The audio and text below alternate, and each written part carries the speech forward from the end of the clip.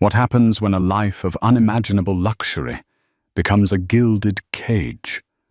For Catherine Sterling, a lavish Fifth Avenue penthouse and the love of a billionaire magnate was her fairy tale. But one glittering discovery, a $2.7 million diamond necklace not meant for her, shattered the illusion. Pregnant, betrayed, and financially frozen by a man who promised her forever, Catherine was left with nothing but her wits and a burning need for justice. This isn't just a story of infidelity. It's the story of how one woman turned her deepest humiliation into her greatest weapon, orchestrating a public spectacle so audacious it would bring a titan of industry to his knees. The silence in Catherine Sterling's world was a specific, expensive kind. It was the cushioned quiet of a sprawling 88th-floor penthouse overlooking Central Park, a silence buffered by triple-paned glass, thick-pile cashmere rugs, and the hushed deference of a full-time film staff. It was the silence of a life curated to perfection, where every surface gleamed and every need was anticipated before it could be voiced. For 5 years, this had been her reality. Her marriage to the tech magnate Marcus Thorne, a glittering testament to a modern-day fairy tale. At 34, Catherine possessed a serene beauty that photographers for magazines like Vogue and Town and Country loved to capture. She wasn't just a wife, she was an architect, though her career had been gently shelved after the wedding, replaced by philanthropic endeavors and the demanding full-time job of being Mrs. Thorne. Now, 7 months pregnant with their first child, a daughter, she felt a nesting instinct so powerful it was almost primal. She spent her days overseeing the design of a nursery that was less a room for a baby and more a miniature celestial palace, complete with a ceiling painted with the constellations as they would appear on her due date. Marcus was the sun around which her universe orbited. A self-made billionaire who had clawed his way up from a working-class neighborhood in Queens to the pinnacle of global finance and technology, he was a force of nature. His charisma was a high-voltage current that could power a room, and his ambition was a fire that never dimmed. He adored Catherine, or so she believed. He called her his North Star, the calm, steady point in his chaotic world. Lately, however, his orbit had become more erratic. The business trips grew more frequent. The late nights at the office stretched into the pre-dawn hours. He'd return smelling of expensive whiskey and the faint, unfamiliar scent of a perfume that wasn't hers, a delicate, spicy fragrance she couldn't place. When she'd ask, he'd kiss her forehead, his lips cool and murmur about new investors from Dubai or a critical server merger in Singapore. He was so convincing, his explanations so detailed, that to doubt him felt like a betrayal in itself. She was pregnant hormonal, she told herself. Of course, she was feeling insecure. Their 6th anniversary was approaching. It was a milestone Marcus always celebrated with extravagant flair. The first year, it was a private yacht in the Aegean Sea. The third, he'd rented out a wing of the Musée d'Orsay for a private dinner. This year, Catherine hoped for something quieter, more intimate before the baby arrived, and their world changed forever. The discovery happened on a Tuesday. Marcus was in London for a 24-hour emergency board meeting. The maid, a sweet woman named Rosa, was turning down the master bedroom when a small platinum-colored receipt slipped from the pocket of the Tom Ford suit jacket Marcus had tossed onto a valet chair.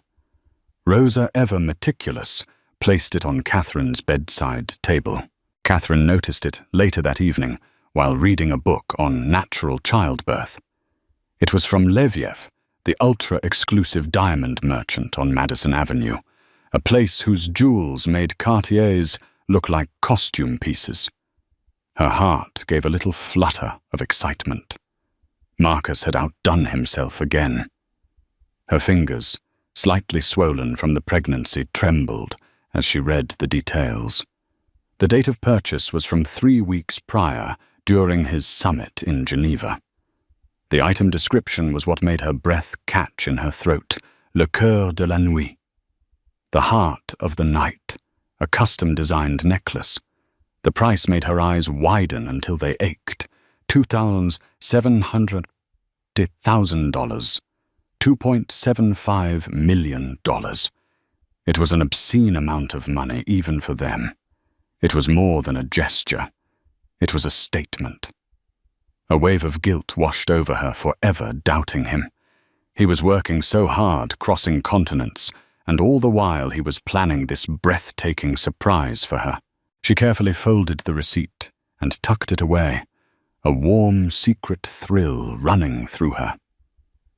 The anniversary was in 4 days. The 4 days passed in a haze of happy anticipation. Catherine felt a renewed wave of love for her husband, a deep, abiding affection that overshadowed any lingering whispers of doubt. He was a good man. Her man. On the morning of their anniversary, she awoke to find Marcus beside her, already dressed in a crisp shirt, smelling of his signature Creed cologne. He was smiling, his dark eyes crinkling at the corners. "Happy anniversary, my North Star," he said, his voice a low purr. He handed her a beautifully wrapped rectangular box from Van Cleef & Arpels. It was a beautiful box, but it wasn't from Leviev. A flicker of confusion passed through her, but she quickly suppressed it. Perhaps the necklace was a separate surprise for later. She eagerly untied the ribbon. Inside, nestled on a bed of black velvet, was a lovely Alhambra bracelet, the iconic 4-leaf clover design in mother-of-pearl and gold. It was classic, elegant, and expensive. It was probably worth $50,000. "It's beautiful, Marcus." "Truly," she said, and her gratitude was genuine. It was a stunning gift. But it wasn't a $2.75 million necklace. "I knew you'd love it," he said, fastening it around her wrist. "Simple, elegant, just like you." He kissed her, then a quick, perfunctory peck before glancing at his watch. "I'm sorry, my love, but the markets in Tokyo are going crazy. I have to take a conference call. I've made us a reservation at Per Se for tonight at 8. Wear that blue dress I love." And with that he was gone, leaving Catherine alone in the vast, silent bedroom. The gold bracelet felt strangely heavy on her wrist. The silence was no longer peaceful. It was oppressive. Where was le cœur de la nuit? The question gnawed at her all day. Maybe it was a surprise for dinner. Yes, that had to be it.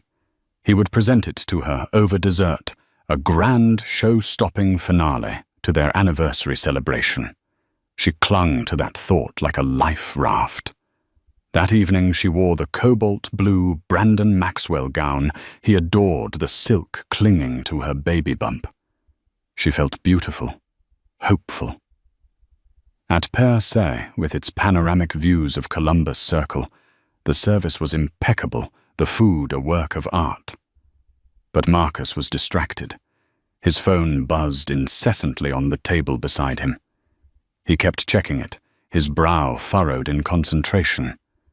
He spoke of acquisitions and stock options, his words a wall between them. Dessert came and went, a delicate panna cotta with a single candle flickering in the center. He raised his glass of sparkling water to her glass of champagne. To us, Catherine. To the next chapter. But there was no other box, no grand reveal, just the check which he signed without looking at the total. The ride home in the chauffeured Maybach was silent. Catherine stared out the window at the glittering lights of the city, feeling a cold dread crystallize in her chest. The bracelet on her wrist felt like a prop. The entire evening had been a performance. Back in the penthouse, Marcus immediately headed to his study. "Just need to wrap up one last thing," he called over his shoulder. Catherine stood in the center of their enormous living room, the city lights spread out before her like a carpet of fallen stars. The doubt she had suppressed for weeks came roaring back, a tidal wave of sickening certainty. There was no innocent explanation. Her training as an architect had instilled in her a meticulous, almost forensic attention to detail. Her mind, usually occupied with aesthetics and structure, now turned to investigation. She went to his study. The door was ajar, and she could hear his low, urgent tones on the phone. She retreated to her own office, a sleek space of white oak and glass, and opened her laptop. Where would a man like Marcus connect with a secret lover? Not on mainstream social media. He was too careful, his public image too polished. But the woman might be less discreet. She started with the location on the receipt. Geneva. The date. 3 weeks ago. She began searching social media platforms, not for Marcus, but for posts tagged at the high-end hotels and restaurants he frequented. The Four Seasons, the Michelin-starred restaurants, the exclusive clubs. It was a digital needle in a haystack. For hours, she scrolled through an endless stream of vapid wealth-signaling watches, cars, champagne. Then she found it. Her search query was simple: had Leviev to Geneva? Most of the results were from the brand's official account or jewelry enthusiasts. But one post stood out. It was from an Instagram account with the handle @IsaRossi. The user's name was Isabella Rossi. The photo posted exactly 3 weeks ago was a close-up shot. A young woman's décolletage, tanned and flawless. And around her neck, blazing with an almost violent fire, even in the filtered light of the photo, was a necklace. Catherine's blood ran cold. It was an astonishing piece of jewelry, a cascade of pear-shaped and brilliant-cut diamonds, culminating in a central stone the size of a robin's egg, a deep, mesmerizing blue-black diamond. It was a king's ransom in a single piece. The caption was cloyingly breathless. The heart of the knight for the new queen of his heart. Some girls get all the luck. Geneva, matched, blessed, nash, la vie en rose. Le cœur de la nuit, le cœur de la nuit. The heart of the night. Catherine clicked on the user's profile. Isabella Rossi was stunning in her early 20s, with a cascade of dark hair, impossibly full lips, and the kind of surgically honed body that was built for bikinis and couture. Her entire feed was a catalogue of luxury, a private jet to Mykonos, shopping bags from Chanel on Avenue Montaigne, a poolside cabana at the Hotel du Cap Eden Rock. Catherine scrolled frantically, her heart hammering against her ribs. Post after post, she pieced together a timeline. Monaco. 2 months ago, the same week Marcus was there for a yachting conference. St. Bart's over New Year's when Marcus had a fintech retreat. The locations mirrored his travel schedule with sickening precision.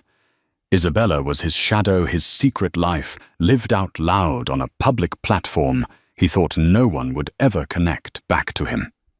The final devastating blow was a photo from a week ago. Isabella posing in the mirror of what was unmistakably a bathroom in one of the suites at the Mandarin Oriental in London. She was wearing a silk robe and the necklace. The caption read, "Quick trip to dreary London, brightened up by my M. Can't wait for NYC. Marcus was in London last week, and M for Marcus." Catherine felt the floor tilt beneath her. The air was sucked from her lungs. She stumbled back from her desk, one hand protectively on her stomach, the other covering her mouth to stifle a sob. It wasn't just an affair. This was a parallel life. The necklace wasn't a fling. It was an endowment. It was a declaration of love and commitment, a $3 million promise to another woman. The Alhambra bracelet on her wrist was a cheap consolation prize, an afterthought. A lie. Her marriage, her home, her carefully constructed life. It was all a sham. A gilded cage, and she had only just realized the door had been locked all along.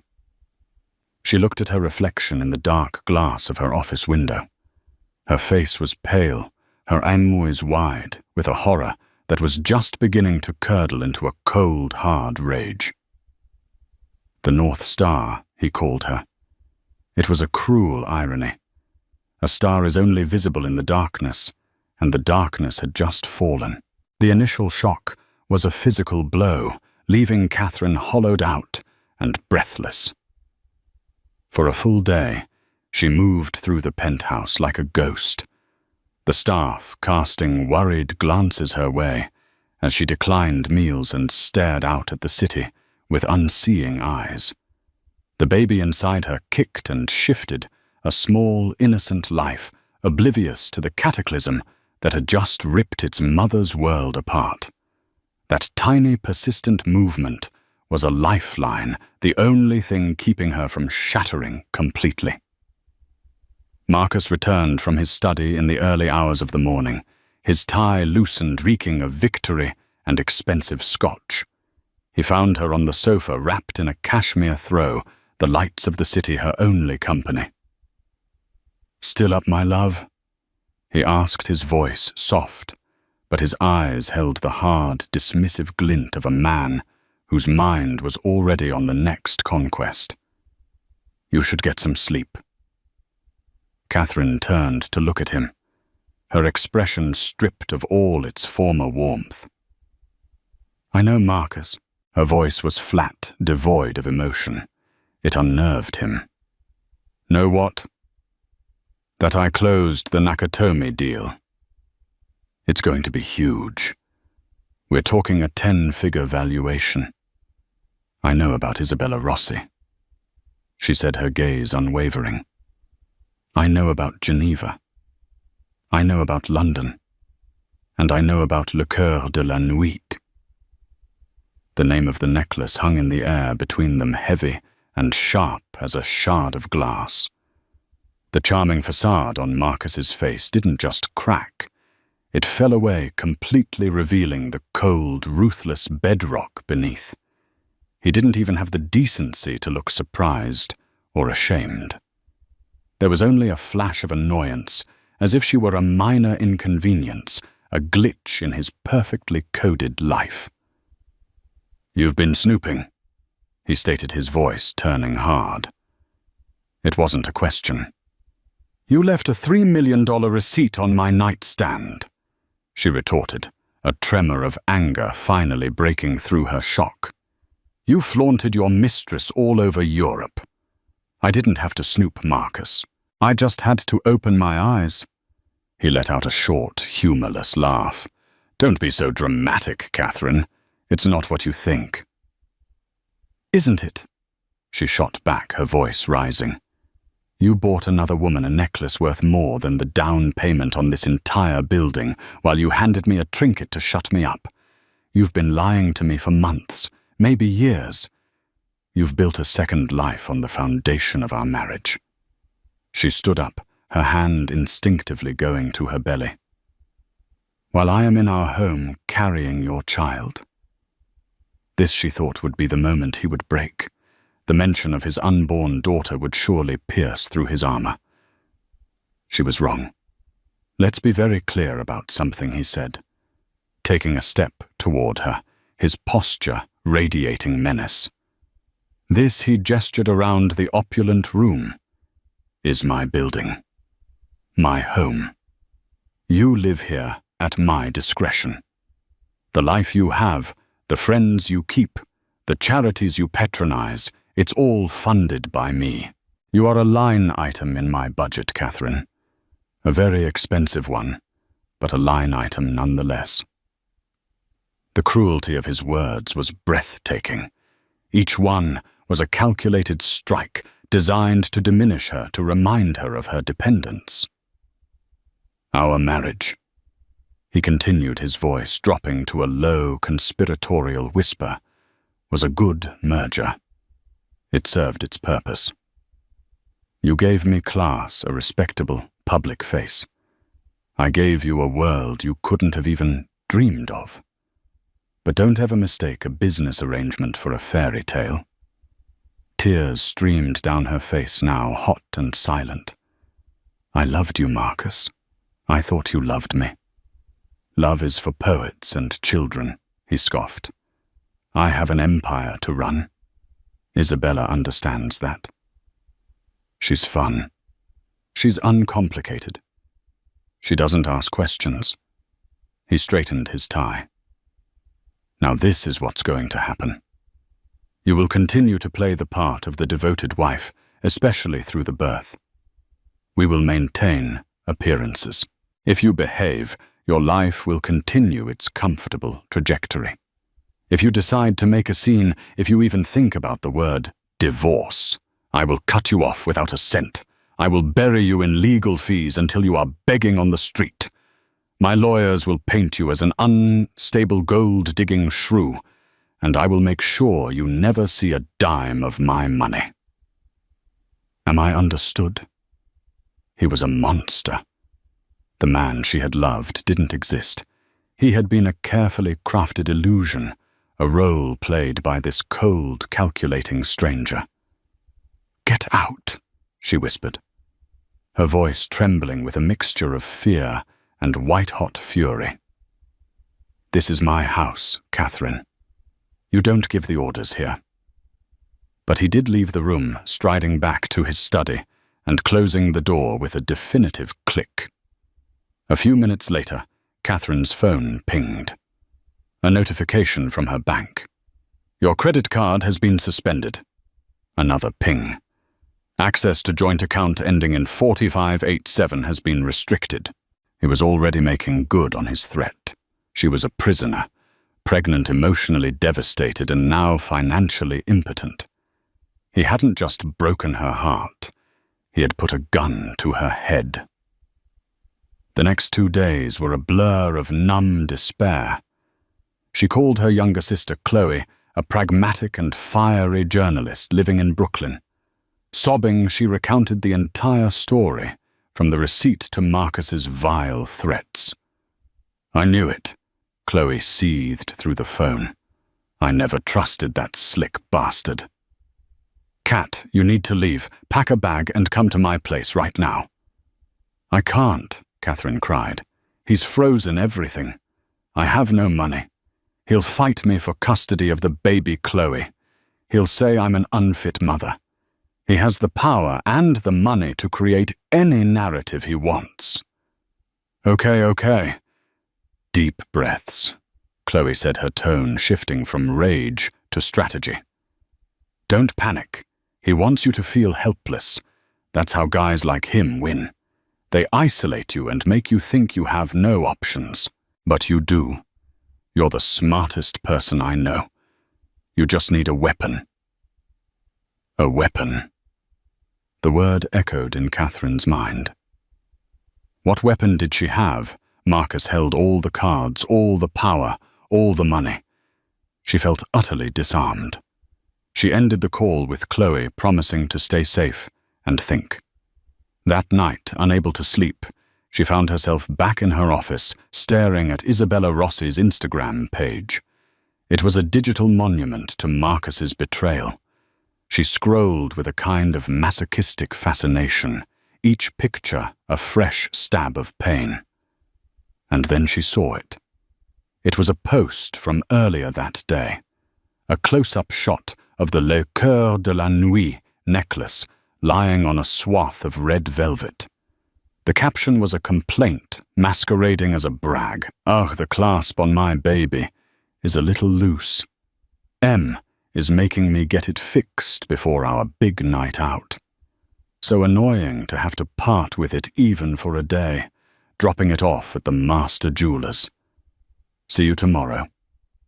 My love, Diamond. Problems. NYC, Catherine's mind, the architect's mind that saw patterns and weak points, kicked into overdrive. Dropping it off at the master jeweler's. There was only one place in New York you would take a Leviev piece for a clasp adjustment, the flagship store on Madison Avenue. See you tomorrow. Isabella was picking it up the next day. A wild, audacious idea began to form in her mind. It was insane. It was terrifying. It was also, she realized with a jolt, her only way out. She was Catherine Thorne, the legal, legitimate Mrs. Thorne. The necklace was purchased by her husband, Marcus Thorne. She had his name. She had the original receipt number and details memorized. She had her marriage certificate stored in a safe in her office. To the jeweler, she was the rightful claimant. Isabella Rossi was just a name in the wind. The plan solidified with breathtaking speed and clarity. It was a heist, pure and simple. A heist to steal back a piece of her life, to reclaim a fraction of the fortune he had built while she had supported him, and to fund her escape and the war that was to come. Her heart pounded with a mixture of terror and exhilarating purpose. The despair began to recede, replaced by a cold, hard resolve. Marcus had called her a line item.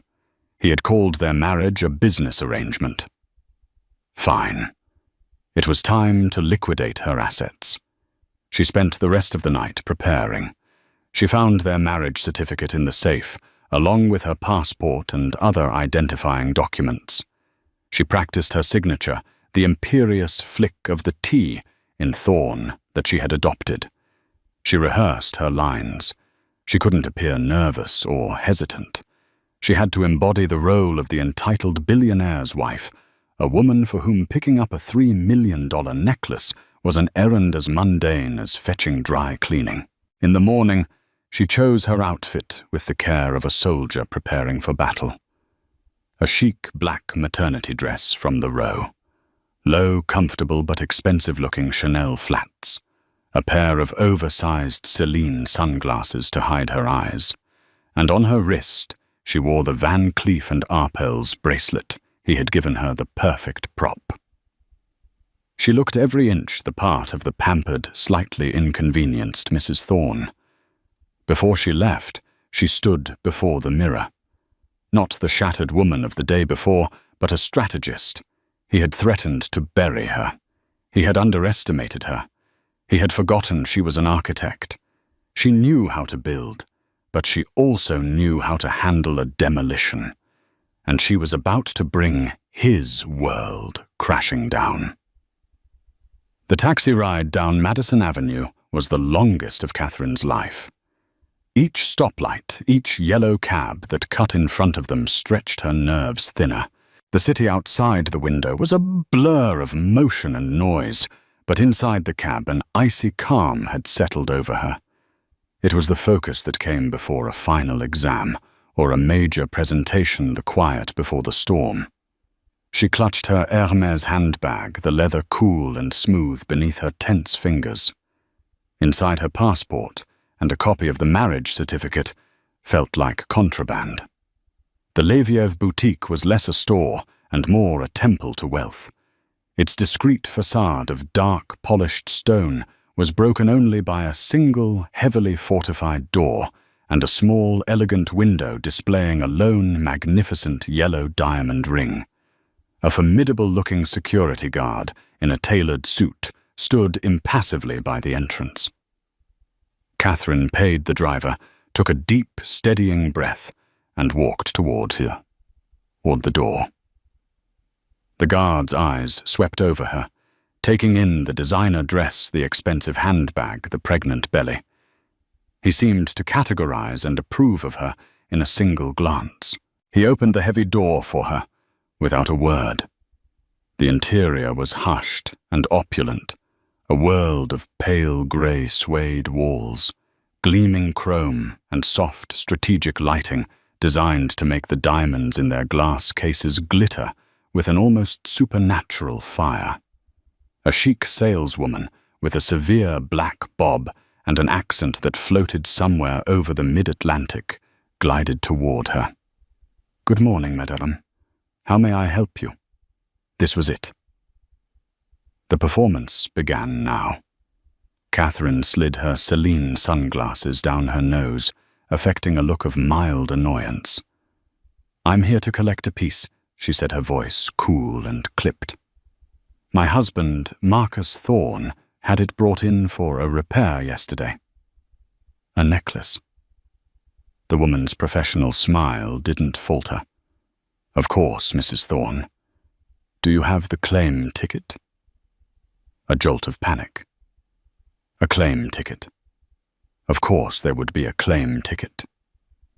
Isabella would have it. Catherine hadn't accounted for this. For a terrifying second her mind went blank. Then instinct took over. She gave a small, exasperated sigh, the kind a woman who couldn't be bothered with such trivialities would make. "Oh, honestly, I have no idea where his assistant put it," she said, waving a dismissive hand. "You know how it is. The name is Thorne, Thorne. Marcus Thorne. It's the Cœur de la Nuit piece. A large blue-black diamond." She said the name of the necklace with such authority, such casual ownership, that the saleswoman's deference deepened. The piece was obviously well known to the staff.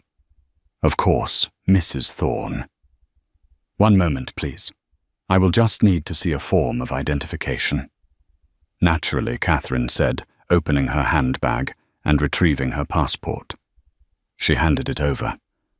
The woman took it, her eyes flicking from the photo to Catherine's face, then to the name. Catherine Sterling Thorne. The woman disappeared into a back room behind a heavy, silent door. Catherine was left alone in the showroom, her heart hammering a frantic rhythm against her ribs. She could feel the sweat prickling at her hairline. She stared into a case filled with diamond earrings, each pair worth more than her sister's apartment, and forced herself to breathe. Inhale for 4, hold for 7. Exhale for 8. The Lamaze technique she'd been practicing for childbirth was now being used to pull off a multi-million-dollar heist. What felt like an eternity later, the woman returned. In her hands, she carried a large, flat box of dark velvet. Catherine's breath hitched. "Everything is in order, Mrs. Thorne," the woman said with a smile. "We have tightened the clasp and given the piece a full complimentary cleaning. It's looking absolutely radiant." She placed the box on a glass counter and opened it. There it was. Le Cœur de la Nuit. It was even more spectacular in person. The diamond seemed to drink the light, the central stone, a vortex of deep cosmic blue and black. It was beautiful and terrible, all at once, a physical manifestation of her husband's betrayal. "Would you like to inspect it?" the woman asked. Catherine couldn't bear to touch it. "No, that's fine. I'm in a dreadful hurry. Just wrap it up for me, please." Moments later, she was walking out of the boutique, a discreetly luxurious shopping bag in her hand. The guard opened the door for her again. The sunlight on Madison Avenue seemed impossibly bright. She had done it. She had walked into the lion's den and walked out with the lion's treasure. She hailed the first taxi she saw, her hands shaking so violently she could barely open the door. "Where to, ma'am?" the driver asked. She didn't go to Chloe's. She didn't go back to the penthouse. She gave him the address of a law firm in the Seagram building, a name she had pulled from an article in the New York Law Journal about the city's most formidable divorce attorneys. Amelia Hayes was exactly as her reputation suggested, sharp, impeccably dressed in a steel-grey power suit with intelligent eyes that missed nothing. Her office was a corner suite with a view that spoke of staggering billable hours. She listened to Catherine's entire story without interruption, her expression unreadable. When Catherine finished detailing Marcus's threats and the morning's heist, there was a long silence. Catherine's nerve began to fail her. Had she gone too far? Would this powerful lawyer see her as a reckless, hysterical woman? Finally, Amelia leaned forward, a slow, dangerous smile spreading across her face. "Mrs. Thorne," she said, her voice rich with admiration, "that is the most gloriously brazen thing I have ever heard. I will represent you." Catherine felt a wave of relief so profound it almost brought her to her knees. She placed the Leviev bag on the polished mahogany desk between them. "This is my retainer," she said. Amelia looked at the bag, then back at Catherine. "Marcus Thorne will claim it's stolen. He'll send the police." The receipt for its purchase was made out to Marcus Thorne. Catherine said, her voice steady. "I am Catherine Thorne, his legal wife. I retrieved my husband's property. There is no theft. It's a marital asset. Isn't that the legal term?" Amelia's smile widened. "You learn fast." "Yes, it is. But possessing it is one thing. Leveraging it is another. He'll try to freeze it in litigation for years. We need to act quickly before he can get a court order to have it seized." "What do we do?" Catherine asked, placing her future entirely in this woman's hands. "We don't hide it," Amelia said, her eyes gleaming with strategic fire. "We flaunt it. We don't just use it to fund your lawsuit. We use it to humiliate him. We're going to auction it. Publicly." The idea was shocking. An auction. Think about it. Amelia explained, her mind clearly working at lightning speed. "We consign it to Sotheby's. We leak the story to the press, not the whole story, just enough. The Thorne necklace. A magnificent, one-of-a-kind jewel being sold by the mysterious Mrs. Thorne. The gossip columns will go into a frenzy." Page 6. Daily Mail. They'll invent their own narratives. Is the marriage over? Is she liquidating assets? It puts him on the defensive. It creates a public narrative that he can't control. And best of all, she paused for effect. It converts this contentious asset into sold-hard, untraceable cash. Your war chest. It was brilliant. It was terrifying. It was a declaration of war, fought not in a courtroom, but on the front page of every tabloid in the world. The next few weeks were a whirlwind of clandestine activity. Amelia's team moved with military precision.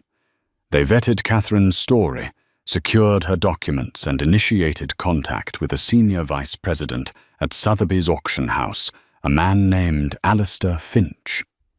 Finch, a dapper Englishman with a keen nose for provenance and publicity, was immediately intrigued.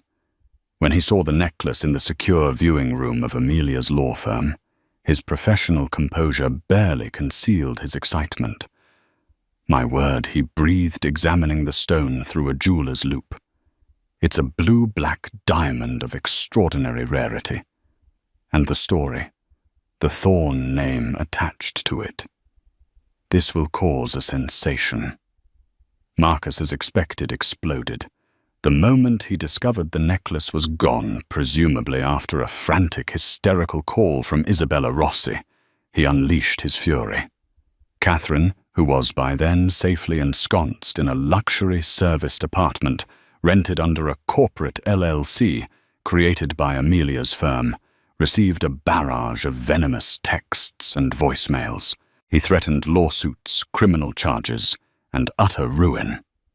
His lawyers sent cease and desist letters to both Amelia and Sotheby's claiming the necklace was stolen property. Amelia's response was a masterclass in legal jiu-jitsu. She sent back a polite letter, accompanied by a copy of the Thornes' marriage certificate, and a statement affirming that her client, Mrs. Catherine Thorne, was merely exercising her right to manage a marital asset. Sotheby's own legal department, smelling the PR opportunity of a lifetime, and protected by Catherine's clear legal standing as his wife, stood firm. They announced the auction.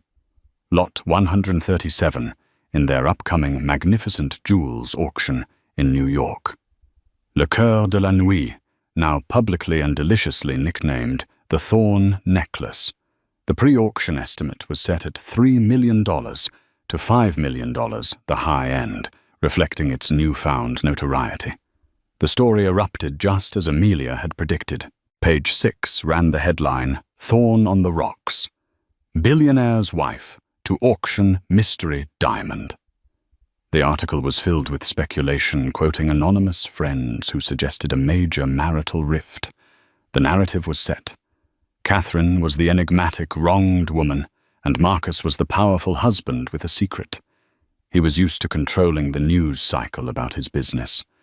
This personal scandal, so public and humiliating, was a territory for which he was unprepared. He was being outplayed at his own game, and he was furious. For Catherine, living in her anonymous apartment, it was a surreal experience. She was at the center of a media storm, yet completely removed from it. She spent her days attending prenatal appointments, meeting with Amelia, and preparing for the fight of her life. The fear was still there, a constant low hum beneath the surface, but it was now overlaid with a powerful sense of agency. She hadn't just taken the necklace, she had taken back control. The auction wasn't just about money, it was about justice. It was a public reckoning, and the whole world was invited to watch. The main auction salon at Sotheby's New York headquarters was a theater of immense wealth and silent predatory tension, the air thick with the scent of expensive perfume and old money, crackled with an energy that had little to do with the art and antiques lining the walls. Tonight, the main event wasn't an impressionist painting or a royal antiquity. It was a public execution of a reputation, and the room was packed with spectators eager for the spectacle. They sat in rows of plush red velvet chairs, a congregation of the world's richest and most powerful oil scions from Texas, looking bored, fresh-faced tech billionaires in hoodies, trying to look unimpressed, and stone-faced representatives for anonymous international consortiums. Along the sides of the room, a veritable flock of journalists and society columnists stood with notebooks poised, their expressions a mixture of professional interest and undisguised glee. They were vultures circling a gilded carcass, and the carcass in question was the public image of Marcus Thorne. Catherine was not among them.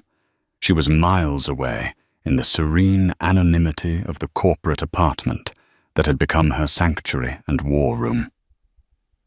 The city lights of a different neighborhood twinkled outside her window, a view she found comforting in its unfamiliarity. She sat on a plush sofa, her bare feet tucked underneath her, a bowl of untouched strawberries on the table.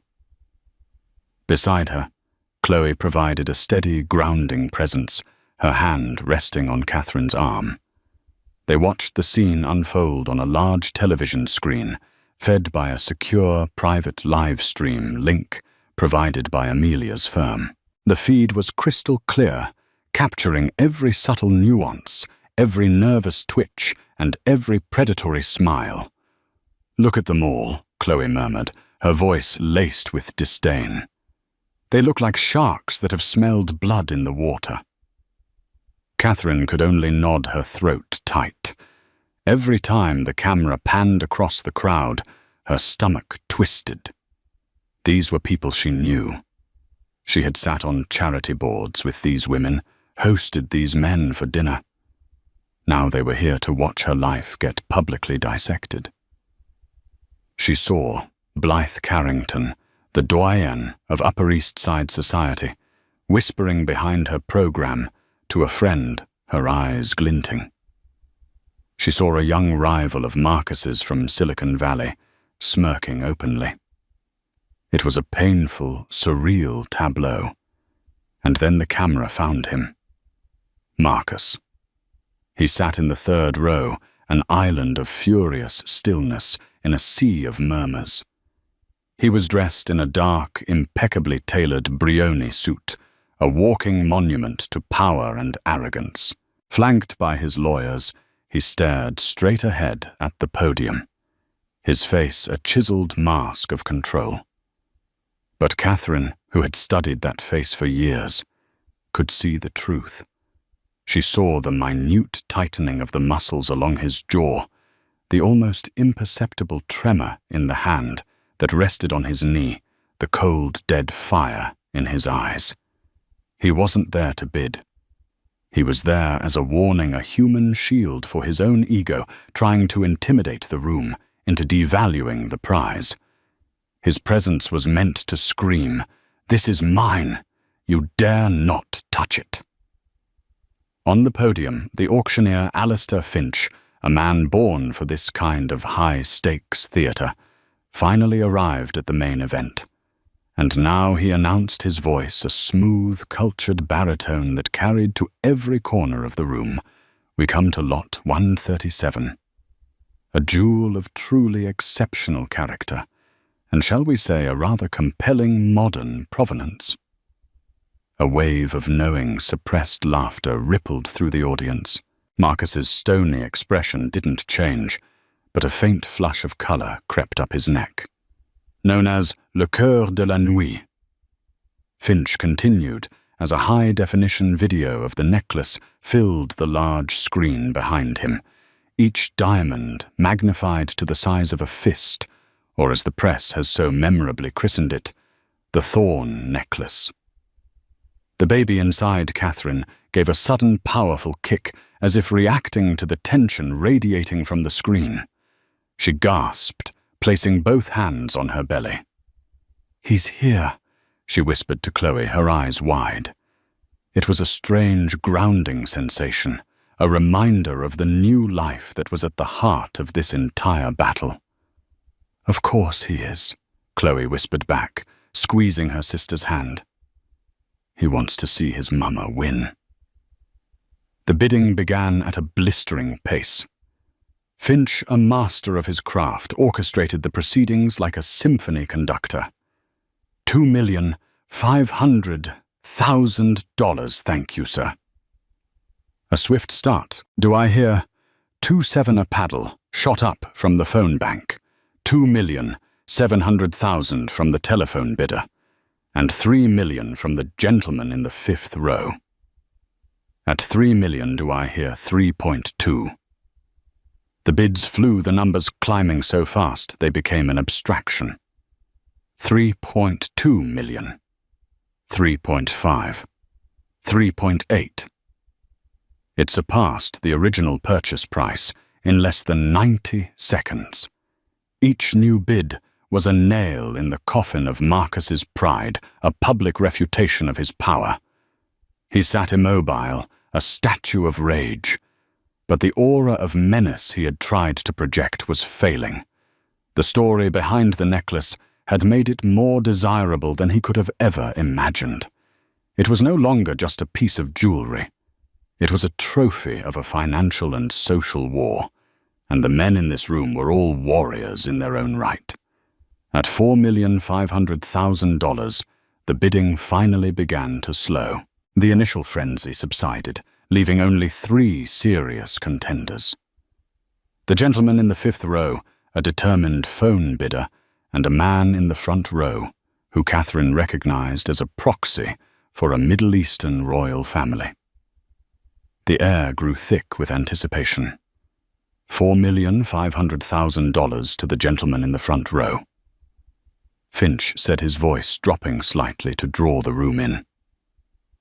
"Are we all done at 4.5 million?" And then a new player entered the game. From the back of the room, a place usually reserved for staff or minor attendees, a new paddle was raised. It was held by a woman Catherine hadn't noticed before. She was elegantly dressed in a cream-colored Chanel suit and a wide-brimmed hat that cast her face in shadow.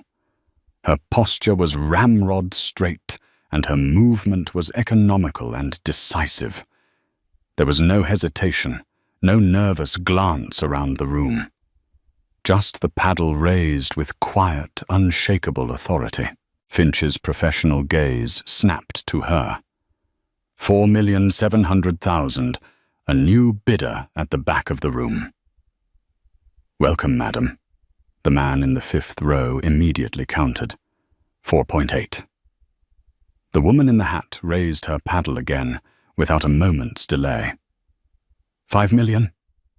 A collective gasp swept the room.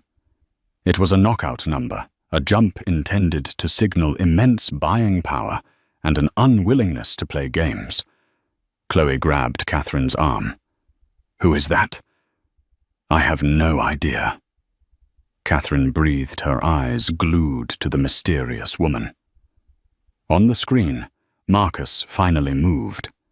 He turned his head slowly, deliberately, his eyes narrowing as he tried to penetrate the shadow of the hat.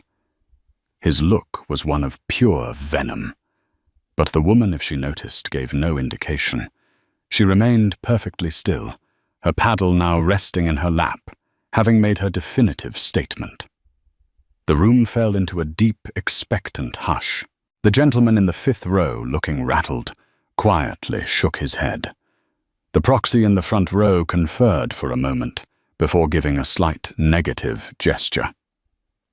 The Sotheby's representative on the phone murmured into her receiver, listened, and then placed it back in its cradle. All other contenders had folded. It was all down to the woman in the hat. Alistair Finch let the silence hang for a moment longer, milking the drama. $5 million, then? To the lady in the back, he said, his gaze sweeping the room one last time. He turned his eyes almost cruelly toward Marcus Thorne. "Fair warning. The hammer is up." Catherine leaned forward, her heart pounding a deafening rhythm in her ears. This was it. The culmination of all the pain, the fear, and the desperate, audacious planning. Going once. The camera zoomed in on Marcus's face. The mask was gone. In its place was the raw, naked disbelief of a king watching his castle being dismantled before his very eyes. He had built an empire on the principle of control, and in this public forum, he had lost it completely. Going twice. Crack. The sound of the gavel was sharp and absolute, a sound of finality that echoed through the silent room like a gunshot. Sold. Finch's voice boomed triumphant.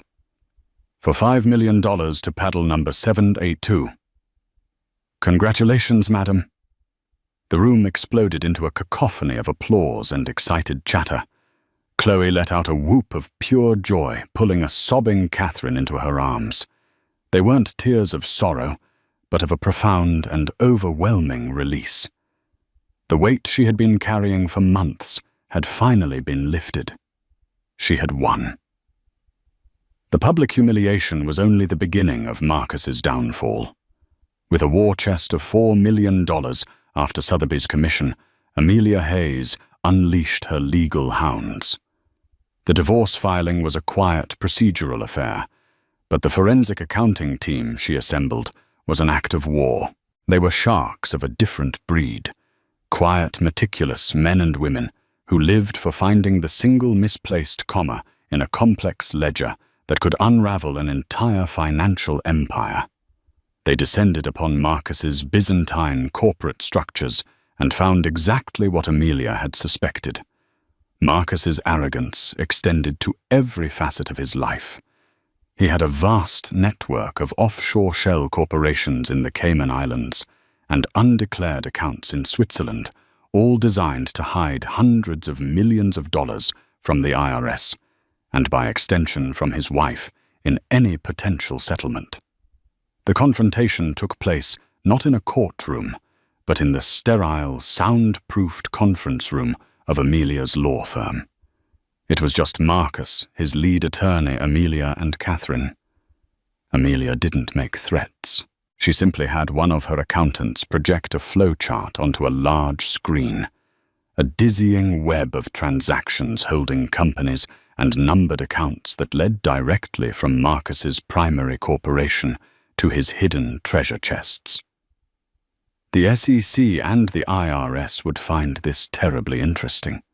Marcus, Amelia, said, her voice calm and pleasant. I imagine a federal investigation would be quite disruptive to your business.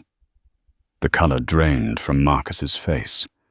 He looked at the flowchart, then at Catherine, truly looked at her for the first time in months. He saw not the weeping, broken woman he had dismissed, but a formidable opponent who had used his own tactics against him. He had been beaten not by legal force, but by superior strategy and a will that was stronger than his own. The fight was over. He capitulated completely. The settlement was staggering. Catherine received a sum that was astronomical by any standard, securing her future and the future of her child in perpetuity. She was also granted the Fifth Avenue penthouse, a final ironic trophy. She put it on the market the next day, enlisting Sotheby's this time, their real estate division, to handle the sale. She wanted no part of that gilded cage. 2 months after the auction, Catherine gave birth to a healthy 7-pound baby girl. She held her in her arms, looking down at the small, perfect face, and felt a love so pure and powerful it eclipsed all the pain that had come before. She named her Hope. Months later, the final pieces of the story clicked into place. The identity of the woman in the hat was revealed in a small article in a philanthropy journal. She was the executive director of the Athena Foundation, a private fund established by a reclusive female tech billionaire dedicated to supporting women facing systemic injustice. The thorn necklace, a symbol of her victory, was loaned indefinitely to the Metropolitan Museum of Art. It was displayed in its own case, the small plaque beside it reading, Le Cœur de la Nuit, gift of the Athena Foundation, a testament to the price of betrayal and the enduring value of a woman's resolve. Catherine read the article in her new home, a beautiful light-filled house in Greenwich she had designed herself. It was a place of warm woods and soft linens, of sprawling gardens, and most importantly, the sound of a baby's happy gurgles. She looked out the window at her daughter sleeping peacefully in a bassinet in the sun-dappled yard. She was free. She was no longer a planet orbiting a volatile sun, no longer a North Star for a man lost in his own darkness. She had navigated her way out of the storm and had become her own damn constellation, vast, brilliant, and untouchable. Catherine Sterling's story is a powerful reminder that the greatest strength is often forged in the deepest betrayal. She transformed from a millionaire's wife into the architect of her own destiny, proving that justice isn't always found in a courtroom. Sometimes it's sold to the highest bidder. Her audacious plan wasn't just about revenge. It was a masterclass in reclaiming one's power when it seems all is lost. What do you think? Was Catherine's move a stroke of genius or a reckless gamble? Let us know your thoughts in the comments below. A missed appointment, a single photograph. That's all it took to shatter a picture-perfect life. For Olivia, it was the day of her baby's first ultrasound, a day her billionaire husband Richard swore he wouldn't miss. But while she was alone in that cold, sterile room, he was somewhere else entirely. He was on a sun-drenched beach, his arm wrapped not around his pregnant wife, but around a woman the world would soon know. He thought his secrets were safe, buried under piles of money. He had no idea he was married to a woman who was about to make him headline news. The silence in the ultrasound room was a living thing. It was a cold, clinical hum that seemed to amplify the frantic thumping of Olivia's own heart. She stared at the large monitor, a blank grey screen that held the promise of her future, a future she was supposed to be sharing. Her hand, trembling slightly, rested on the curve of her stomach. 4 months. 4 months of morning sickness, of strange cravings, and of a burgeoning love so fierce it almost frightened her. "He's just running a little late, I'm sure," Dr. Evans said, her voice a practiced, soothing melody that did nothing to calm the storm in Olivia's chest. "Richard is a busy man." Olivia forced a smile, a brittle thing that felt like it might crack her face. "Yes, always busy." She had repeated that phrase so many times, it had become a mantra, an excuse, a shield. Richard Sterling, the real estate mogul, the darling of Wall Street, the man whose face was plastered on the cover of Forbes, was always busy. His time was measured in millions of dollars, in deals that shaped the city's skyline. She knew that. She had accepted that. But today was supposed to be different. He had promised.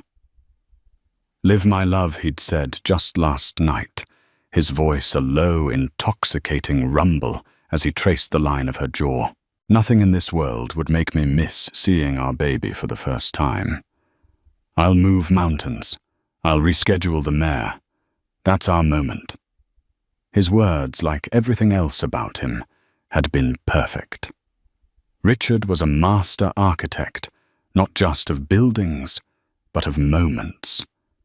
Their life together was a carefully constructed masterpiece of glamour and romance.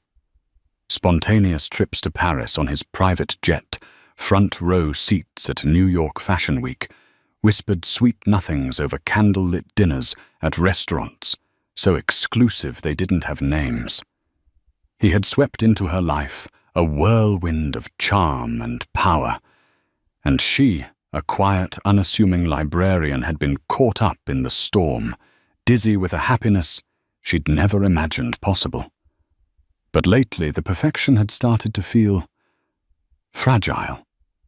There were the hushed phone calls he would take in the other room, the sudden business trips that seemed to pop up with alarming frequency. When she'd asked, he'd smiled, that disarming smile of his, the one that made her feel silly and paranoid. "Just putting out fires, my love. The price of success." And she had believed him. She wanted to believe him. An hour passed. The grey screen remained blank. Dr. Evans, her professional patience wearing thin, suggested they reschedule. Olivia felt a hot flush of shame. The other women in the waiting room with their proud, beaming partners had glanced at her with a mixture of pity and curiosity. The pregnant wife of the billionaire, all alone. "No, let's just do it," Olivia said, her voice barely a whisper.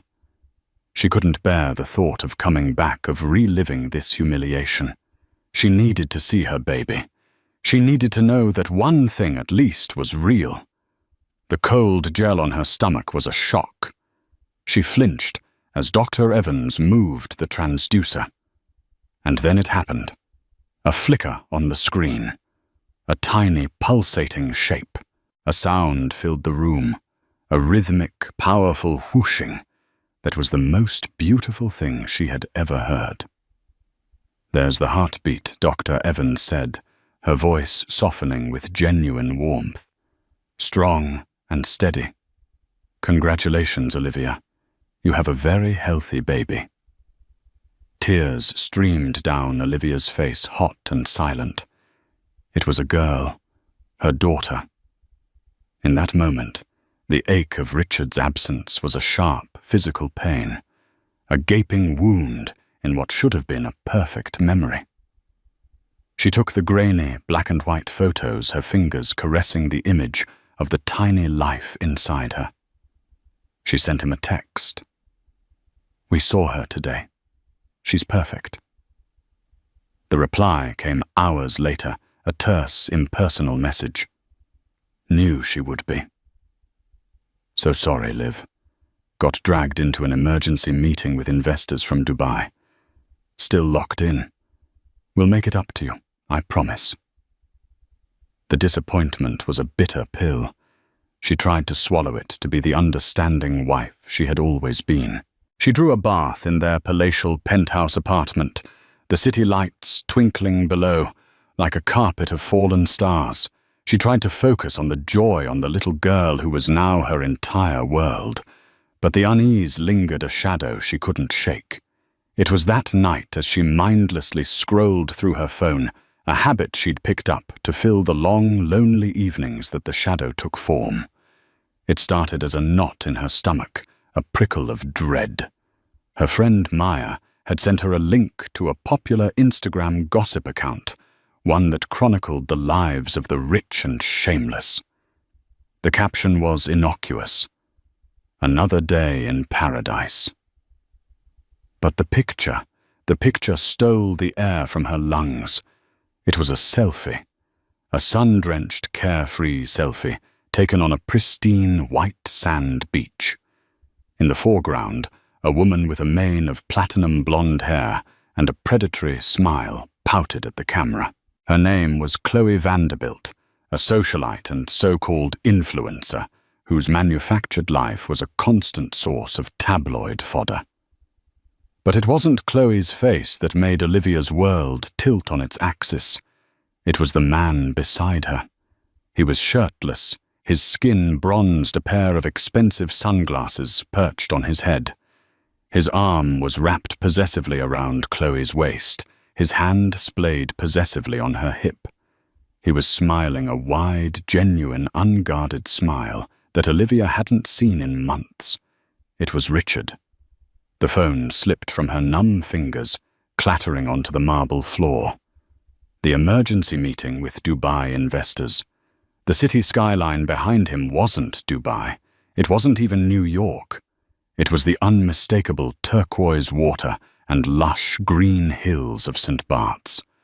The lie was so audacious, so brazen, it was almost comical. He hadn't just missed the most important day of her life. He had been with another woman. He had posted the evidence for the world to see, a digital middle finger to her and their unborn child. The heartbreak was a tidal wave, a crushing force that left her gasping for breath. But as the initial shock subsided, something else began to bubble up from the depths of her despair. It was a cold, hard fury, an emotion so intense it burned away the tears. He had underestimated her. He had seen her as a quiet, compliant accessory to his perfect life. He had never bothered to look deeper, to see the steel beneath the silk. He thought he could break her heart and walk away unscathed. That night, lying alone in their king-sized bed, the city lights mocking her with their cold, indifferent beauty, Olivia made a promise to herself and to the tiny, sleeping life inside her. Richard Sterling wanted to be famous. He loved the spotlight. Well, she was about to give him the performance of a lifetime. He didn't know it yet, but he had just become the star of a new story, and she would be the one writing the headlines. The first 24 hours were a blur of managed hysteria. Olivia moved through the opulent emptiness of the penthouse, like a ghost, her every action mechanical. She made coffee she didn't drink. She stared out at the panoramic view of Central Park without seeing it. The picture on her phone was a brand on her mind, seared into her memory, with the heat of betrayal. Richard, Chloe, St. Bart's, her husband, the man who had vowed to cherish her, was a liar, and not just a simple liar, but one of breathtaking arrogance. The sheer audacity of it was what kept replaying in her mind. He hadn't even bothered to be discreet. It was a public declaration of his infidelity, a smug display of his power. He believed he was untouchable, that his wealth and status were a shield that made him invulnerable to consequences. His texts started coming in a steady stream, a pathetic attempt at damage control. Liv just landed back in NY. Meeting was a killer. I'm exhausted. Heading straight to the office. So much to catch up on. Can't wait to see you tonight. I've missed you. Each message was a fresh twist of the knife. She didn't reply. Her silence was a new and unfamiliar weapon, and she wielded it with a chilling precision. Let him wonder. Let him sweat. For the first time in their relationship, she had the upper hand, and she had no intention of relinquishing it.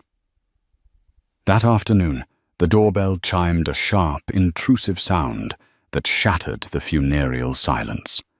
It was Maya, her best friend, since their college days, a fiery, no-nonsense lawyer with a bullshit detector that was second to none. She took one look at Olivia's pale, tear-streaked face and enveloped her in a hug that was fierce and protective. I saw it. Maya said, her voice laced with a venom that was strangely comforting. That scumbag. That narcissistic, fame-hungry pig. I swear, Olivia, I will personally key his precious Bugatti. Olivia let out a choked laugh that was half a sob. Don't bother. It's probably a lease. Maya pulled back her sharp, intelligent eyes, scanning Olivia's face. What are you going to do? I don't know, Olivia whispered the confession, a painful admission of her own helplessness. He owns everything. This apartment, the cars, the bank accounts. I'm a librarian, Maya. I have a savings account with $3,000 in it. You have more than that, Maya said, her voice firm. You have a prenuptial agreement. I read every single word of that document before I let you sign it. It's ironclad. He might be a bastard, but his lawyers are meticulous. There's an infidelity clause. A big one. The prenup. Olivia had almost forgotten about it. At the time, it had seemed like a cold, cynical document, a jarring intrusion into their fairy tale romance. Richard had dismissed it as a mere formality, a piece of paper for the bean counters. Now it was her only life raft in a sea of uncertainty. But I'll have to prove it. Olivia said, the practicalities of the situation crashing down on her. He'll deny it. He'll say the picture is old, that it's photoshopped. He'll hire the best lawyers in the city to paint me as a hysterical gold-digging wife. Let him try, Maya said, a predatory glint in her eye. Public opinion is a powerful thing, Liv. And right now, public opinion is not on his side. She pulled out her tablet, her fingers flying across the screen. She brought up the gossip site, the comments section, a raging dumpster fire of public outrage, while his pregnant wife is at home. What a pig, Chloe Vanderbilt is a notorious home wrecker. No surprise there. I hope his wife takes him to the cleaners. The comments were a balm to her wounded soul. She wasn't alone. The world saw him for what he was. But it wasn't enough. A few nasty comments on a gossip blog wouldn't bring down a man like Richard Sterling. He would weather the storm, release a carefully crafted PR statement, and in a few weeks the world would move on to the next scandal. I need more than just a picture. Maya. Olivia said, her voice growing stronger, a new and unfamiliar resolve taking root in the ashes of her heartbreak. I need something he can't deny, something that will ruin him. Maya looked at her, a slow, admiring smile spreading across her face. There's the Olivia I know, the one who aced her thesis on investigative journalism. You've been playing the part of the dutiful wife for so long, I think you forgot who you really are. It was true. She had submerged her own identity in her own ambitions and passions, taking a back seat to his all-consuming career. She had become an extension of him, a beautifully dressed accessory on his arm, and in doing so she had given him all the power. No more. His entire life is a lie. Maya. Olivia said, her mind racing the pieces of a puzzle she hadn't even realized she was solving starting to click into place. The charity work for his foundation, the ethical sourcing of his building materials, the carefully cultivated image of a self-made man. It's all a facade. I've seen things. I've overheard conversations. I never put it all together. She thought of the late-night meetings with men in expensive suits who looked more like gangsters than businessmen. The hushed, cryptic phone calls about zoning variances and political donations. The second set of accounting books she'd accidentally stumbled upon in his home office, which he'd quickly explained away as creative tax strategies. At the time, she had chosen to believe him to turn a blind eye to the darkness that lurked beneath the glittering surface of their life. Now she saw it all with a terrifying clarity. He's not just a cheater, Maya. Olivia said, her voice a low, dangerous whisper.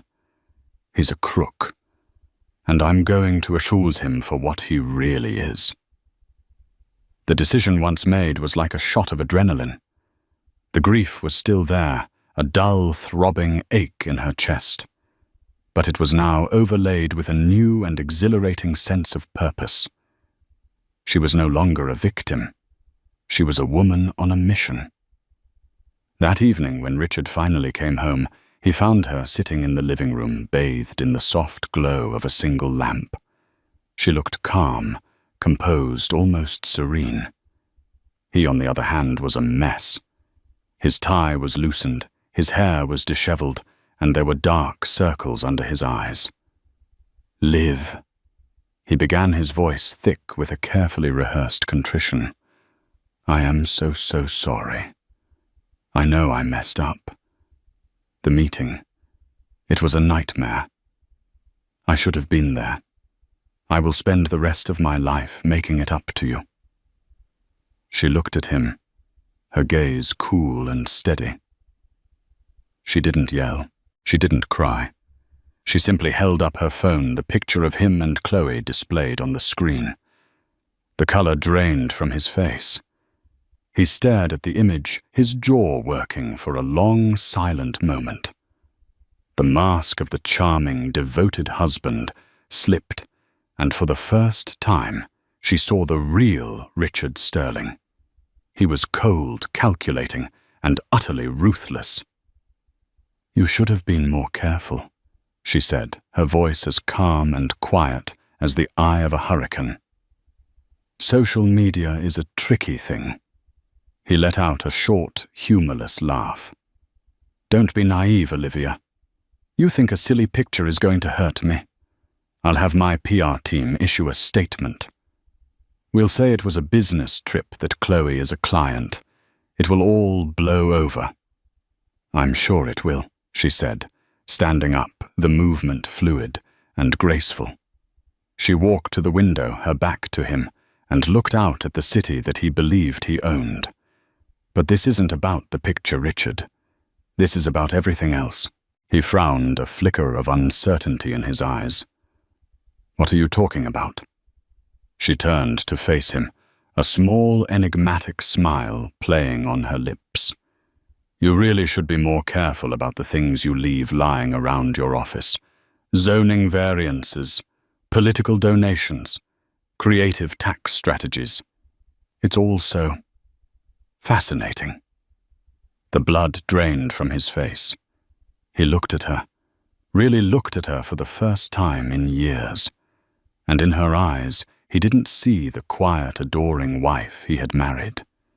He saw a stranger, a formidable, intelligent, and very, very angry stranger.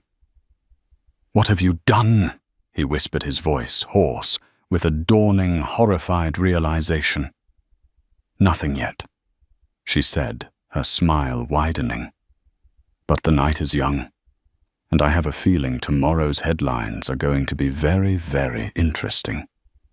The penthouse, once a symbol of her gilded cage, transformed into Olivia's strategic command center. The initial dizzying rush of defiance had settled into a cold, calculated resolve. She was no longer just a scorned wife. She was an intelligence operative deep in enemy territory. Every creak of the floorboards, every chime of the elevator sent a jolt of adrenaline through her veins. Richard was home less and less consumed with what he called damage control for the St. Bart's photo, a firestorm that his PR team was struggling to extinguish. This gave Olivia the time she needed. With Maya acting as her handler on the outside, they began to map out their strategy. "He's arrogant," Maya had said during one of their encrypted calls, "and arrogant men get sloppy. He won't believe you have the guts or the intelligence to actually do anything. Use that." Olivia did. She played the part of the wounded, withdrawn wife to perfection. She was quiet, tearful, and seemingly broken. When Richard was home, she would flinch from his touch, her silence a constant passive-aggressive rebuke that fed his ego. He saw her as defeated, which was precisely what she wanted. Her first target was his home office. It was his sanctuary, a sleek, minimalist space with floor-to-ceiling windows and a desk carved from a single piece of obsidian. It was where he held his most secret meetings and took his most cryptic calls. She had a key, of course, but he'd recently installed a new state-of-the-art security system with a keypad.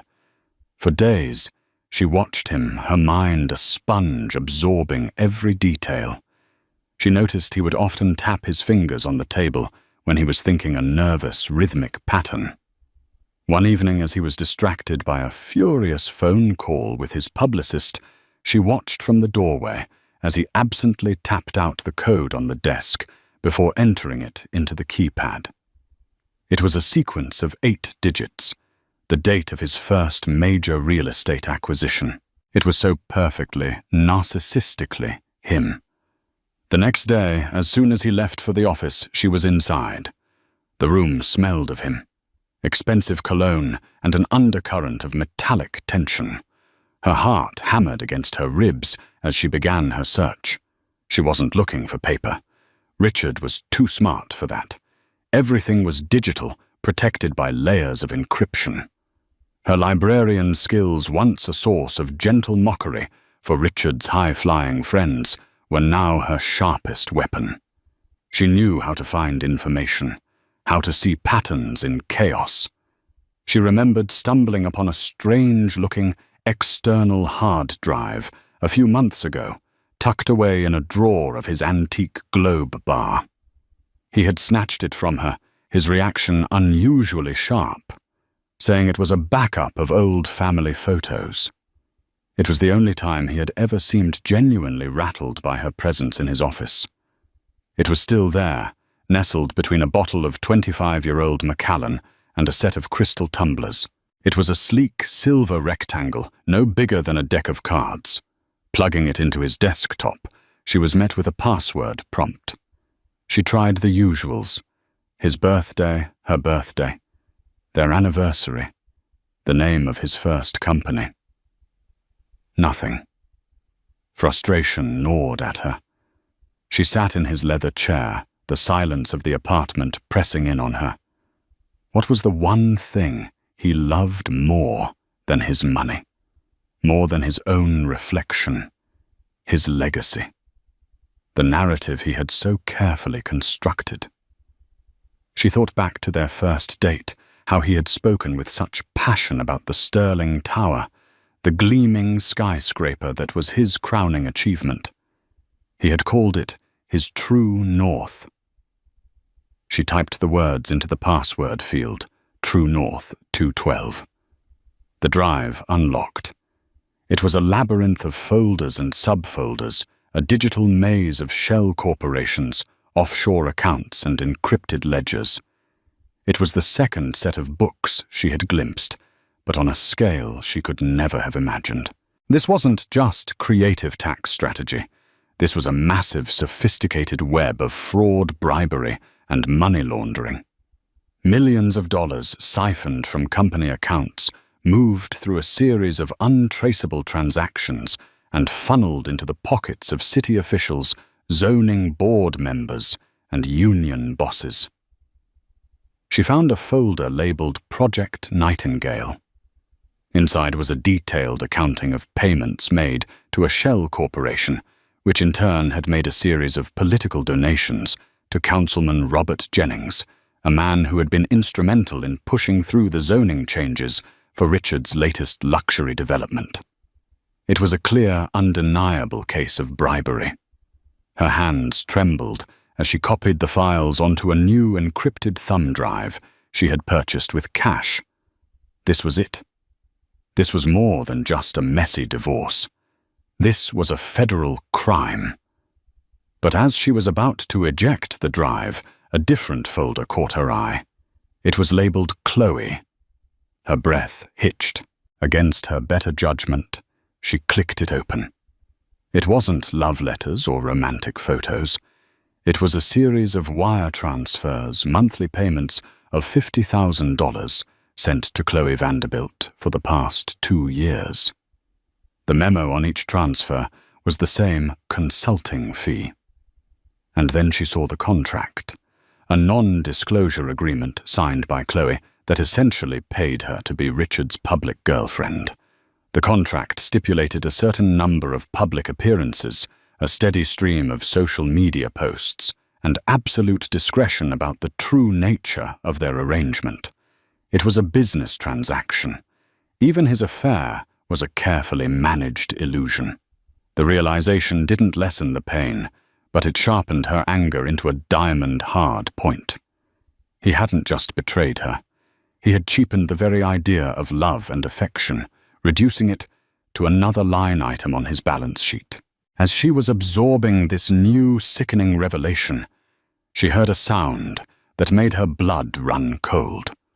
The chime of the private elevator. He was back. Her mind raced. She couldn't be found here. Not now. She hastily ejected the thumb drive, shoved it into her pocket, and tried to close the folders, but her fumbling fingers betrayed her. The Chloe folder was still open on the screen. She shut down the computer, praying it would be fast enough. The sound of his key in the front door was a death knell. She slipped out of the office, closing the door silently behind her, her heart pounding a frantic rhythm against her ribs.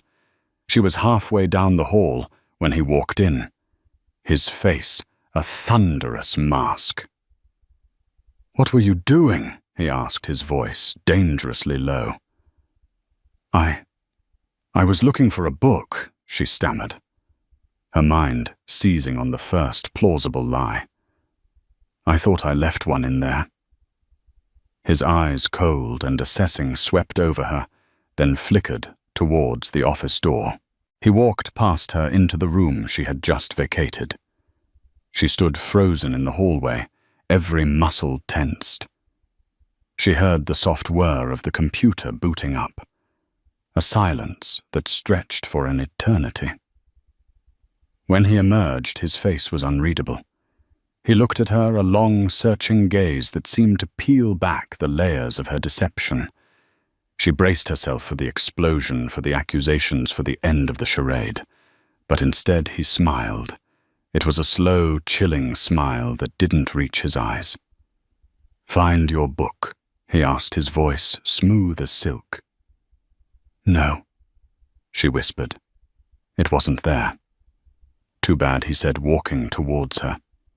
He reached out and tucked a stray strand of hair behind her ear, his touch unexpectedly gentle. "You look tired, Liv. Why don't you go lie down? I'll have dinner sent up."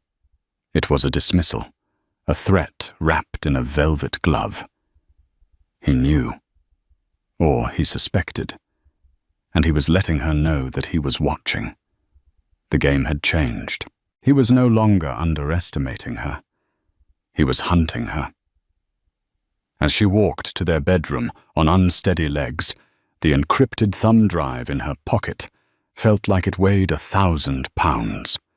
She had the ammunition she needed to destroy him. But now it was a race against time.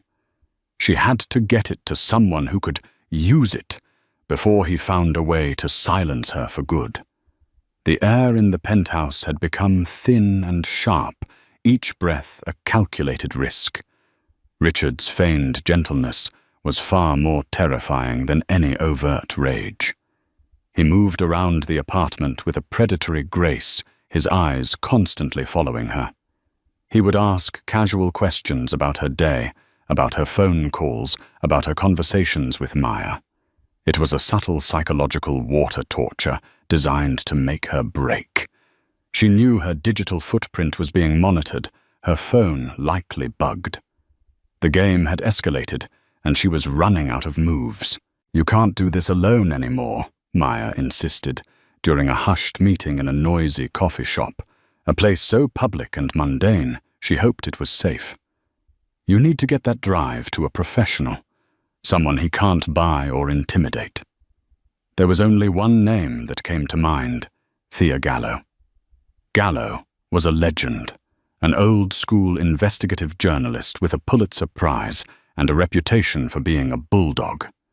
She had taken down corrupt senators, exposed corporate malfeasance at the highest levels, and was famously immune to the charms and threats of powerful men. Her column in the New York Chronicle was a weekly dose of righteous fury that struck fear into the hearts of the city's elite. Richard hated her. He had once called her a bitter, sanctimonious harpy after she'd written a scathing piece about the tax breaks given to his company. Contacting her was the next challenge. Olivia couldn't use her own phone or email. She went to a public library, a place that felt like a return to a former, safer self, and used a computer to create an anonymous email address. Her message was brief and cryptic. Subject: Project Nightingale. "I have information about Richard Sterling, information he would kill to keep quiet. If you want the biggest story of your career, meet me. Friday, 4 p.m. The Folly." The Folly was a forgotten, graffiti-covered ruin in Central Park, a decorative structure from the 19th century that was now little more than a curiosity for tourists. It was open public, yet offered enough secluded corners to have a conversation without being easily seen. She signed the email Cassandra. The Trojan princess cursed to speak the truth but never be believed. It felt fitting. The 2 days leading up to the meeting were the longest of her life. She felt Richard's suspicion like a physical weight, his presence a constant, suffocating pressure. He suggested they go away for the weekend to their house in the Hamptons. "Just the two of us," he'd said, his voice laced with a meaning that made her skin crawl. "We need to reconnect." She made an excuse, a checkup with Dr. Evans she couldn't possibly miss. The lie felt flimsy, and she saw a flicker of cold anger in his eyes, before he masked it with a sigh of disappointment. On Friday, she dressed in the most anonymous clothes she owned: jeans, a nondescript grey hoodie, and a baseball cap pulled low over her face.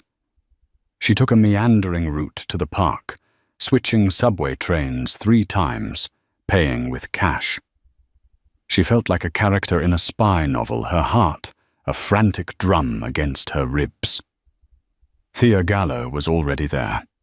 She was smaller than Olivia had imagined, with a shock of unruly salt and pepper hair, and eyes that were sharp and intelligent, missing nothing. She was leaning against a stone archway, pretending to read a book. But Olivia could see her gaze sweeping the area, cataloguing every person who walked by.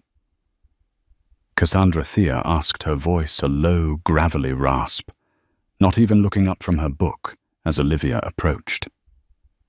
"Yes. You've got 5 minutes to convince me this isn't a waste of my time." Olivia's hands trembled as she pulled the thumb drive from her pocket. "It's all on here," she said, her voice barely a whisper. "Everything. The shell corporations, the offshore accounts, the ledgers for Project Nightingale. He has Councilman Jennings in his pocket. It's all documented." Thea finally looked at her, her gaze sharp and appraising. She didn't take the drive. A lot of people make accusations against Richard Sterling. He's a rich, powerful man. It comes with the territory. Why should I believe you because I'm his wife? The words hung in the air between them. Thea's eyes widened almost imperceptibly. She studied Olivia's face, seeing past the hoodie and the fear to the desperate resolve beneath. Why Thea asked the single word encompassing a universe of questions. Why now? Why turn on him? What's in it for you? Olivia's hand went to her stomach, a gesture that was both protective and defiant. He missed our baby's first ultrasound to be with his mistress in St. Bart's, she said, her voice cracking with a raw, undeniable pain. He thinks I'm just a quiet, stupid accessory he can discard when he's bored. He's about to find out how wrong he is. It was the detail that sealed it. Not the financial data, but the human story. The betrayal. Thea Gallo knew that the best stories weren't about numbers. They were about hubris, and Richard Sterling's hubris was about to be his downfall. She held out her hand. "Give it to me." Olivia placed the drive in her palm. The transfer of power was immediate. The weight on her shoulders lifted, replaced by a terrifying, exhilarating sense of inevitability. She had lit the fuse. Now all she could do was wait for the explosion. "Go home," Thea said, her voice softening slightly. "Act normal. Say nothing. Don't contact me again. I'll find you if I need you. And Olivia." Olivia turned. "Be careful." The first article dropped 4 days later. It was the front-page story of the Chronicle above the fold. The headline was a masterpiece of journalistic aggression. Sterling's shadow empire. A trail of bribes, shell companies, and betrayed trust. The article didn't mention Olivia. It didn't mention Chloe Vanderbilt or the trip to St. Bart's. It was a cold, surgical dissection of Richard's business practices. Thea laid out the evidence with meticulous precision, detailing the creation of the Shell Corporation, the suspicious timing of the political donations to Councilman Jennings, and the subsequent favorable zoning decisions that had netted Sterling's company hundreds of millions of dollars. She didn't publish the documents themselves that would be her next move, but she described their contents in such detail that it was clear her source was impeccable. Olivia was in the kitchen making tea when Richard came storming in, his face purple with rage. He was holding a copy of the paper, his knuckles white as he gripped it. "Did you see this trash?" he roared, slamming the paper down on the marble island. "That vindictive witch. She's been trying to come after me for years. Someone is feeding her lies." Lies. He was looking at her, his eyes boring into her, searching for any flicker of guilt, any sign of triumph. She met his gaze with a carefully constructed mask of wide-eyed concern. "My God, Richard," she said, her voice trembling slightly. That's horrible. Who would do such a thing?" He stared at her for a long moment, the silence stretching into an unbearable tension. She could see the gears turning in his mind, the paranoia warring with his ingrained belief in her meekness. He wanted to believe she was incapable of such a calculated betrayal. His ego demanded it. Finally, he seemed to make a decision. He let out a long, weary breath, the rage seeming to drain out of him, replaced by a practiced performance of a man under siege. "I don't know," he said, slumping into a chair. "But I'm going to find out. And when I do, I am going to destroy them." He looked up at her, his eyes pleading. "I need you by my side for this, Liv. We have to present a united front, you and me against the world, just like we always planned." He reached for her hand. His touch was like ice. "Of course, darling," she said, forcing a smile as she allowed him to pull her closer. "Whatever you need." As she stood there, his arm around her, the smell of his fury and fear filling the air, she felt a cold, terrifying certainty. This was just the beginning. The story was out. The storm had broken. And they were standing directly in its path. Thea Gallo's article was not a bomb. It was a contagion. It spread through the city's financial and political ecosystems with terrifying speed, infecting every aspect of Richard's life. The first 48 hours were a whirlwind of frantic phone calls, cancelled meetings, and the palpable chill of his powerful friends suddenly becoming unavailable. The sterling brand, once synonymous with luxury and success, was now tainted by the whiff of corruption. Richard, true to form, came out swinging. He convened a press conference in the lobby of Sterling Tower, a marble and glass cathedral to his own ego. Standing before a wall of cameras, with Olivia positioned slightly behind him, as the supportive stoic wife he was a masterclass in controlled indignation. "These are baseless smears," he thundered, his voice resonating with rehearsed outrage. "The work of a journalist with a personal vendetta and a cowardly anonymous source who is feeding her lies. My business dealings are an open book. My success was earned through hard work and innovation, not by cutting corners or breaking laws. We will be pursuing every available legal option against the New York Chronicle for this malicious and defamatory attack." Olivia played her part, her expression a perfect blend of concern for her husband and dignified defiance. Inside, she was a roiling sea of anxiety and a grim, burgeoning satisfaction. She watched him lie to the world, to the battery of reporters, and felt not a shred of her former love, only a profound and chilling alienation. The man she had married had never really existed. He was a performance, and this was his grandest, most desperate one yet. But the performance wasn't working. Thea Gallo was too respected, her reporting too meticulous. The story had legs. The district attorney's office issued a terse no comment when asked if they were looking into the allegations, a phrase that in political parlance meant, yes, absolutely. Investors in his new development project began to get nervous. A Japanese consortium, which had been poised to inject $500 million into the deal, announced they were postponing their decision pending further review.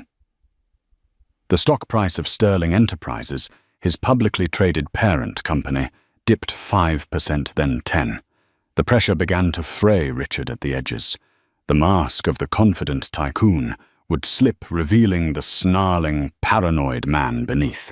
The penthouse, once a quiet sanctuary, became a pressure cooker. He would pace for hours, phone fused to his ear, alternating between barking orders at his legal team and trying to soothe the nerves of his dwindling allies.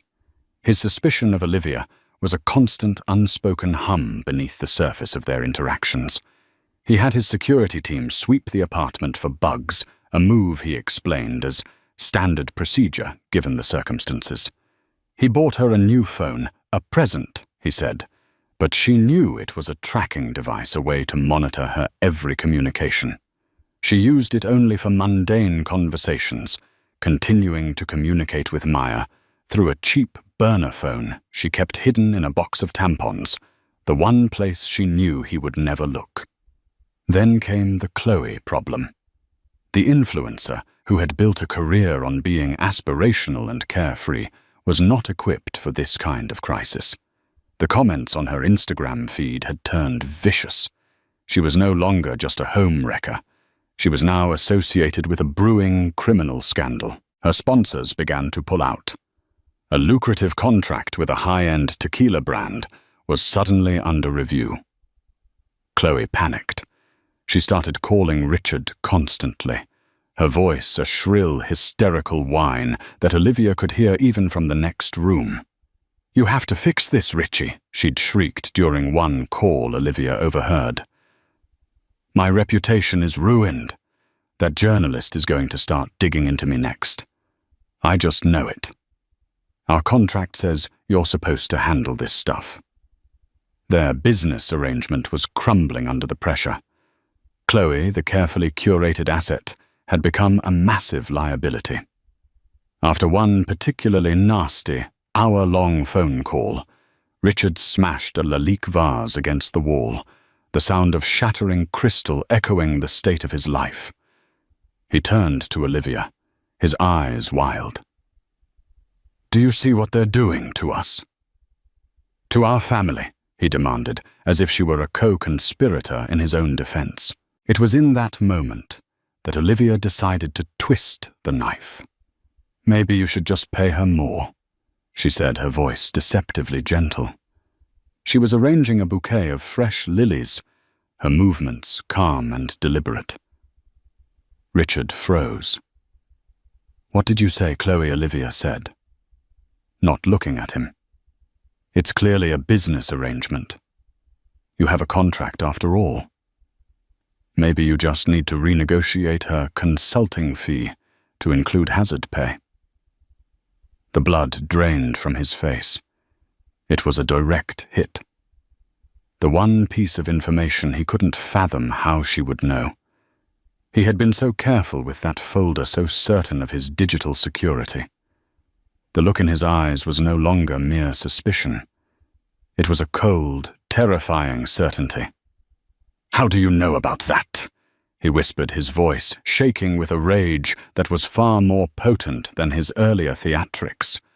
Olivia finally looked up, meeting his gaze with a cool, level stare. "You're a terrible liar, Richard.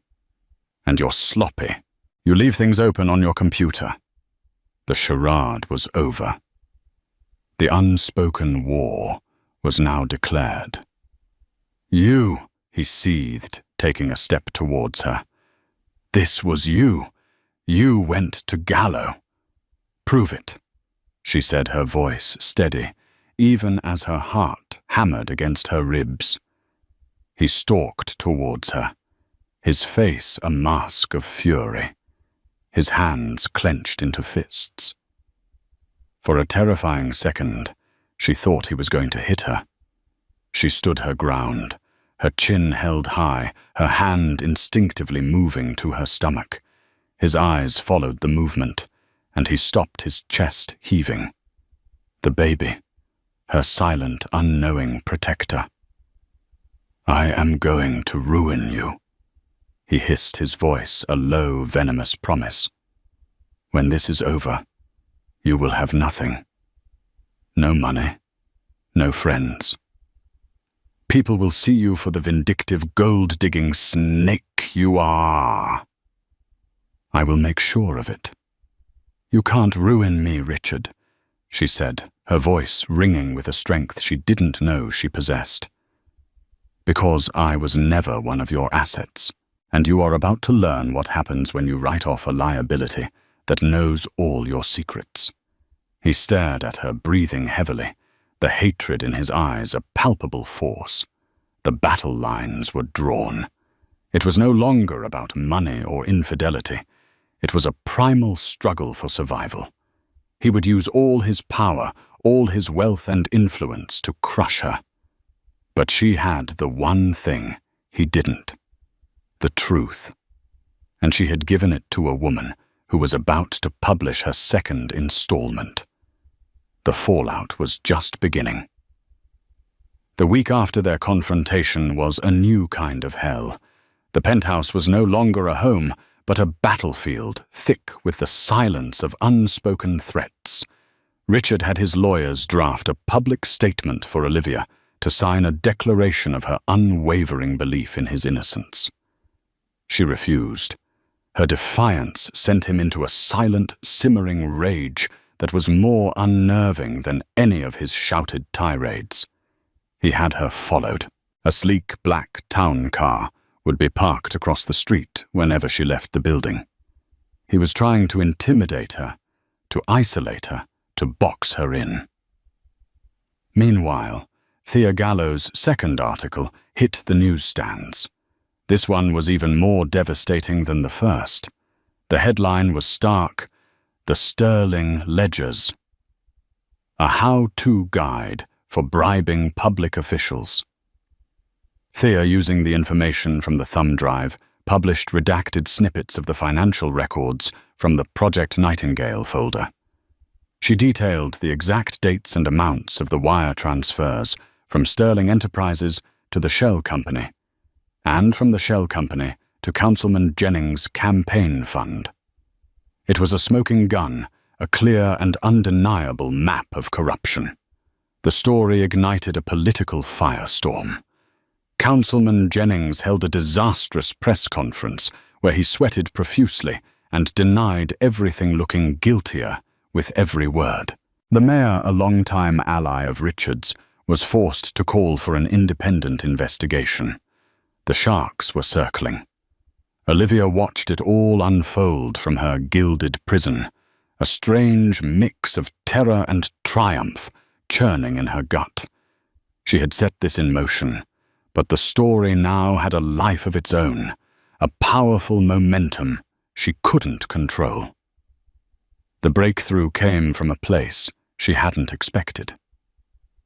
In a quiet suburb in New Jersey, a man named Frank Miller read Thea Gallo's latest article, his morning coffee growing cold in his hands. Frank was Sterling Enterprises' former chief financial officer. He was a quiet, meticulous accountant who had worked for Richard for 15 years. A year ago, Frank had discovered the Project Nightingale discrepancies. He had gone to Richard naively believing his boss would be horrified that it must be some kind of mistake. Richard had fired him on the spot. He'd had him sign an ironclad NDA in exchange for a meager severance package and threatened to ruin his reputation in the industry if he ever spoke a word. Frank, a man with a mortgage and 2 kids in college, had been terrified into silence. But seeing Thea's article, seeing the very secrets he had been forced to keep, laid bare for the world to see, sparked a flicker of courage in his long dormant conscience. He knew he had something even more valuable than the ledgers Thea had published. He had the recordings. Richard, in his arrogance, had a habit of recording his meetings. He called it keeping an accurate record. Frank knew it was for blackmail purposes. For his own protection, Frank had made a copy of one specific recording before he was fired, the meeting where Richard and Councilman Jennings explicitly discussed the quid pro quo arrangement. The zoning variance in exchange for a series of offshore payments. It was the one piece of evidence that could send them both to prison. After a week of agonizing of sleepless nights and hushed, fearful conversations with his wife, Frank Miller made a decision. He found Thea Gallo's contact information and sent her a one-line email. I have the rest of your story." Thea, sensing the magnitude of the moment, arranged to meet him immediately. The recording was everything she had hoped for, and more. The audio quality was crystal clear. Richard's voice, smug and self-assured, laying out the terms of the bribe.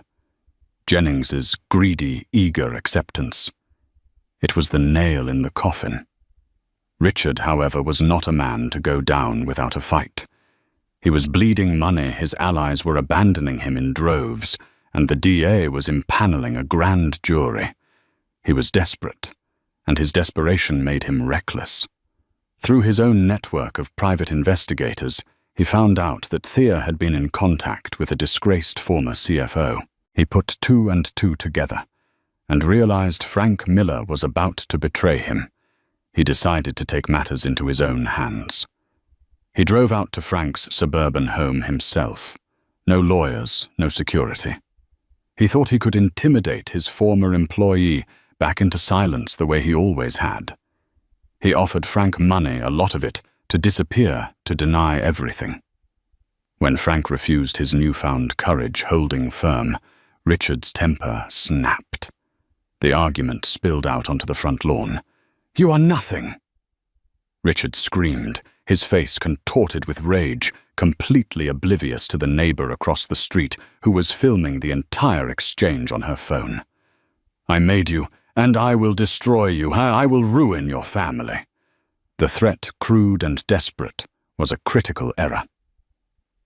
The neighbor, who had already been following the Sterling scandal in the news, immediately sent the video to the local TV station. By that evening, the footage was everywhere. Richard Sterling, the sophisticated billionaire, was exposed as a common thug, threatening a scared, middle-aged man on his own front lawn. It shattered the last remnants of his public image. It was ugly, it was raw, and it was undeniable. Back in the penthouse, Olivia watched the news report, her hand covering her mouth in shock. This was beyond anything she could have orchestrated. Richard's own hubris, his own uncontrollable rage, was proving to be his most effective enemy. The phone rang. It was Maya. "It's over, Liv," she said, her voice awestruck. He just handed the prosecution a witness tampering charge on a silver platter. "He's done." Later that night, the doorbell rang. It wasn't Richard. It was two detectives from the NYPD. They were polite, professional, and deeply uncomfortable. "Mrs. Sterling," one of them began, "we have a warrant for your husband's arrest. We have reason to believe he may be here." Olivia stood in the doorway of the life that was now collapsing around her. She had a choice. She could have told them he wasn't there, bought him a few more hours of freedom. But she thought of the ultrasound, of the cold clinical room, of the lie about Dubai, of the casual cruelty in his eyes when he realized she knew. She looked past the detectives down the long marble hallway towards the master bedroom, where she knew he was hiding, making frantic phone calls to lawyers who were no longer answering. "Yes," she said, her voice clear and steady. "He's here. Please come in." The arrest was a quiet, humiliating affair. There was no dramatic chase, just the surreal sight of Richard Sterling, his face slack with shock, being led out of his own penthouse in handcuffs. The click of the cuffs was the punctuation mark at the end of their marriage. In the days that followed, Richard's empire imploded. The recording from Frank Miller and the witness tampering video created an open and shut case. His allies vanished, and his company fell apart. Thea Gallo's final article was less an exposé and more a eulogy for a fallen titan, noting that Richard's greatest liability was his inability to see the value in the people he considered his assets, guided by Maya Olivia, filed for divorce. The infidelity clause, bolstered by the St. Bart's photo and Chloe Vanderbilt's tell-all interview, made the proceedings swift. Richard, facing decades in prison, signed the papers from a holding cell. Olivia took what the prenup stipulated a fortune she didn't want for herself. She sold the penthouse, erasing every trace of him to scrub clean the gilded cage. 6 months later, Olivia was living in a sun-drenched Brooklyn brownstone. The proceeds from the sale were in a trust for her daughter Lily, and funded a new foundation she started to provide legal aid to women in abusive relationships. She returned to work at the library, not for the money, but for the peace it brought her. One afternoon, while rocking her 1-month-old daughter, a news alert popped up on her phone. It was the headline she had been waiting for. Sterling sentenced to 20 years. Judge cites staggering arrogance. She read that his downfall was traced back to a single ill-advised beach selfie. Looking at Lily sleeping in her arms, Olivia whispered, "He thought he was the star of the show, but he was just the villain in our story. And we get to write the happy ending." The story of Richard Sterling was over. Hers was just beginning. She was no longer a wife or a victim, but a mother, a philanthropist, and a survivor who had turned his ugliest secrets into a force for good. He wanted a headline, and she had given him exactly what he deserved. And there you have it, a story of betrayal, resilience, and ultimate triumph. Olivia's journey shows us that sometimes the greatest strength is found in our most painful moments. It's a reminder that no one is untouchable, and that the truth, no matter how deeply buried, has a way of coming to light.